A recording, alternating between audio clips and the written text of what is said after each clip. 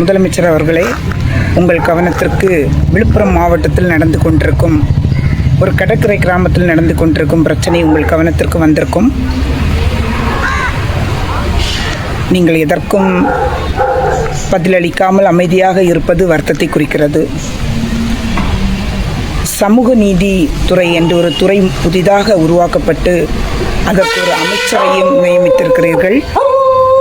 அந்த அமைச்சர் என்ன செய்து கொண்டிருக்கிறார்? சமூக நீதி என்பது என்ன? அனைவருக்கும் சமமாக நீதி வழங்குவதுதான் சமூக நீதி. அவர் என்ன செய்து கொண்டிருக்கிறார் என்பதை நீங்கள் நினைவில் கொள்ள வேண்டும்.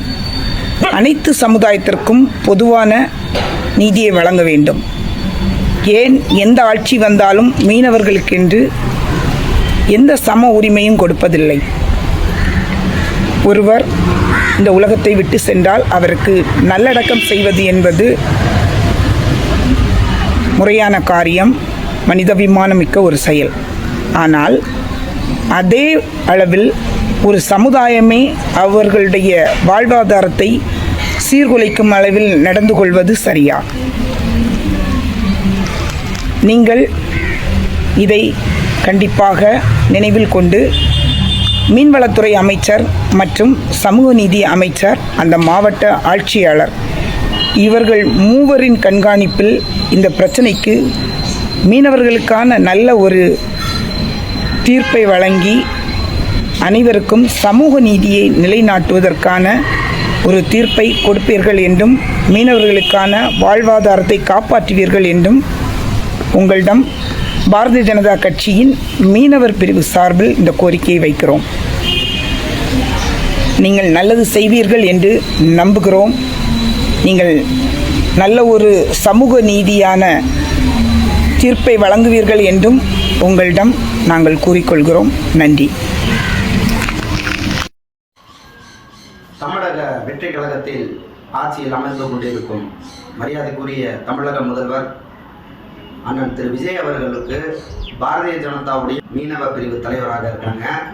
அவங்க சமூக நீதித்துறை என்றால் என்ன, அனைத்து சமூகத்திற்கும் நீதியை வழங்க வேண்டும் அப்படின்னு அவங்க சொல்லியிருக்காங்க. சரிங்க அக்கா, இப்போ அக்கா பேசுனதெல்லாம் நம்ம எல்லாரும் கேட்டிருப்போம். நான் அந்த அக்காவுக்கு தமிழக மீனவர்கள் எல்லை தாண்டி மீன் பிடிக்க போகும்போது, இல்லை கடலில் நடுக்கடலில் மீன் பிடிக்கும் போது இலங்கை இராணுவம் தமிழக மீனவர்கள் மீது நடத்தப்படும் தாக்குதலையும் அதற்கு அக்கா எத்தனை முறை கண்டன குரலை எழுப்பியிருக்கிறார்.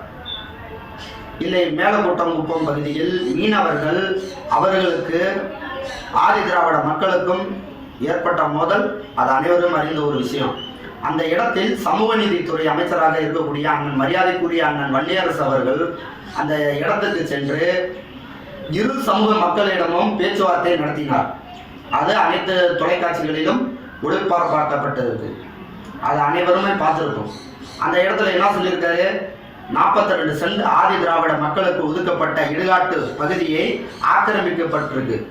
15 சென்ட் இடத்துல தனியார் விடுதி ஹோட்டல் ஒன்று கட்டப்பட்டிருக்கு. மிச்ச இடத்தில் மீனவர்களுடைய படகுகளை நிப்பாட்டி வச்சிருக்காங்க. அப்ப இங்க எங்களுடைய கேள்வி என்னன்னா, அப்ப ஆதி திராவிட மக்களுடைய பிரேதத்தை எங்க விதைக்கிறது, எங்க புதைப்பாங்க? எங்களுக்கு கொடுக்கப்பட்ட இடத்தில் நாங்கள் எங்களுக்கான உரிமைகள் கேட்க போகின்ற இடத்தில் மீனவர்கள் பயங்கர ஆயுதங்களுடன் ஆதி திராவிட மக்களுடைய குடியிருப்புக்குள் அவ்வளவு வன்முறைகளை செய்யும் போது அந்த விஷயத்தை ஏன் அக்கா பேச மாட்டேங்காங்க? அவங்க ஆயுதங்களுடன் அந்த ஆதி திராவிட மக்கள் தங்களுடைய தொலைக்காட்சியில் ஒரு வாக்குமூலம் கொடுக்கும் போது அக்கா ஏன் அதை பத்தி பேச மாட்டேங்காங்க? அண்ணன் மணியரசு அவர்கள் அவர்களுக்கு மாற்று இடம் தருவதாக வாக்குறுதி கொடுத்திருக்கிறார். அதை பத்தி அக்கா ஏன் பேசல? அப்ப விடுதலை சிறுத்தைகளை விமர்சிக்கணும். ஒரு சமூக நீதித்துறை அமைச்சராக பொறுப்பேற்று சில நாட்களாக கூடிய சூழலில் எத்தனையோ விஷயங்களை அண்ணன் மணியரசு அவர்கள் தொடர்ந்து சாதனையாக செய்து கொண்டிருக்கிறார். ஆதிக்க சாதிக்கு எதிராக அவர் ஒவ்வொரு கள அரசியலை தீர்மானித்துக் கொண்டிருக்கிறார். குறிப்பாக சொல்ல வேண்டும் என்றால், கோயம்புத்தூர் அண்ணாநகர் பகுதியில் பல ஆண்டுகளாக பேருந்து தாழ்த்தப்பட்ட மக்களுடைய பகுதிக்கு செல்லாமல் இருந்தது. அதை பற்றி அக்கா ஒரு வார்த்தை கூட பேசவில்லை. சமூக நீதித்துறை அனைவருக்கும் சமூகம் என்று சொல்லக்கூடிய அக்கா அவர்கள் ஏன் அதை பற்றி பேச மாட்டேங்க? சமூக நீதித்துறை இதற்கு முன் இருக்கக்கூடிய அமைச்சர்கள் எத்தனை முறை பட்டியலின மக்களுடைய பகுதிக்கு சென்று அந்த இடத்தில் கள அரசியலை பேசியிருக்கிறார்கள் கிடையாது. பாஜகவுடைய மீன்வளத்துறை தலைவராக இருக்கிறார். ஆனால் மீனவர்கள் மீது அக்கறை காட்டுவது மகிழ்ச்சி தான். ஆனால் அனைத்து மக்கள் மீதும் நீங்கள் அந்த இடத்துல கரிசனம் காட்ட வேண்டும். அண்ணன் வன்னியரசு அவர்கள் ஒரு சமூக நீதித்துறையாக இருந்து விட்டு ஒரு குறிப்பிட்ட சமூகத்துக்கு மட்டும் அவர் செயல்படுகிறார் என்று குற்றச்சாட்டை சூட்டுவது அது ஏற்புடையதல்ல, அது நாகரிகமும் அல்ல. அவர் அனைத்து சமூகத்திற்குமான சமூக நீதியை பெற்றுக் கொடுக்கக்கூடிய ஒரு இடத்தில் இருக்கக்கூடிய ஒரு அமைச்சராக பொறுப்பு வகிக்கிறார். அவர் தனக்கு கொடுக்கப்பட்ட ஒரு பதவிக்கு என்ன செய்ய வேண்டும் என்று அவர் அந்த இடத்துக்கு பாதிக்கப்பட்ட இடத்துக்கு சென்று அந்த ஒரு நீதியை வழங்கியுள்ளார். ஆனால் அதை அக்கா விமர்சனம் என்பது அக்காவுடைய இயலாமையும் அரசியல் அறியாமையும் தான் அதை வெளிக்காட்டு கொண்டு இருக்கிறது.